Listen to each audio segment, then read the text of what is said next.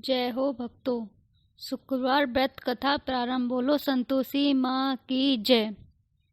एक समय एक कायस्थ ब्राह्मण और सेठ के लड़कों में अति गहरी मित्रता थी। उनका विवाह हो गया था।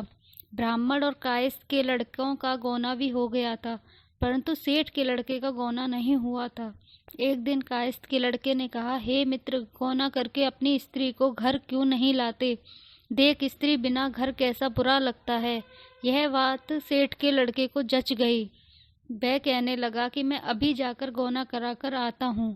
ब्राह्मण के लड़के ने कहा, अभी मत जाओ, क्योंकि शुक्र अस्त हो रहा है। जब उदय हो जाए तब जाकर ले आना। परंतु सेठ के लड़के को ऐसी जिद हो गई, किसी प्रकार से नहीं माना। जब उसके घर वालों ने सुना तो उन्होंने भी बहुत समझाया। उसने किसी की नहीं सुनी और अपनी ससुराल चला गया। उसको आया हुआ देखकर ससुराल वाले भी चकराए। वह पूछा कि आपका कैसे आना हुआ? वह कहने लगा कि मैं विदा कराने आया हूँ।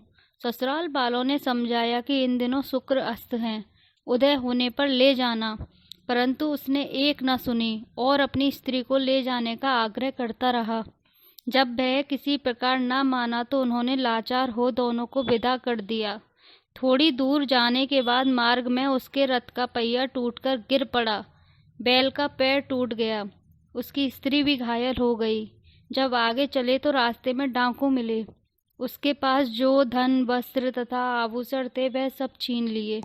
इसी प्रकार अनेक कष्टों का सामना कर जब वे अपने घर पहुँचे तो आते ही उसको सर्प ने काट लिया। वह मूर्छा खाकर गिर पड़ा। तब उसकी स्त्री अत्यंत विलाप कर रोने लगी। उसको वैद्यों को दिखलाया तो वैद्य कहने लगे कि यह 3 दिन में मृत्यु को प्राप्त हो जाएगा। तब उसके मित्र ब्राह्मण के लड़के को पता लगा तो उसने कहा, सनातन धर्म की प्रथा है कि जिस समय शुक्र अस्त हो तो कोई अपनी स्त्री को नहीं लाता, परंतु यह शुक्र के अस्त में स्त्री को विदा कर ले आया है। इस कारण यह विघ्न उत्पन्न हुए हैं।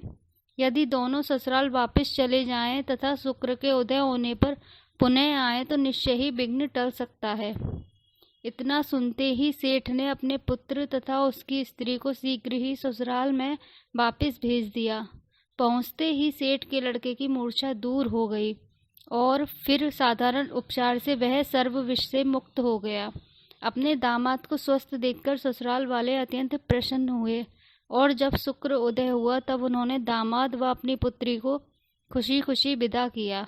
इसके पश्चात वह दोनों पति पत्नी घर आकर आनंद से रहने लगे। बोलो संतोषी माँ की जय।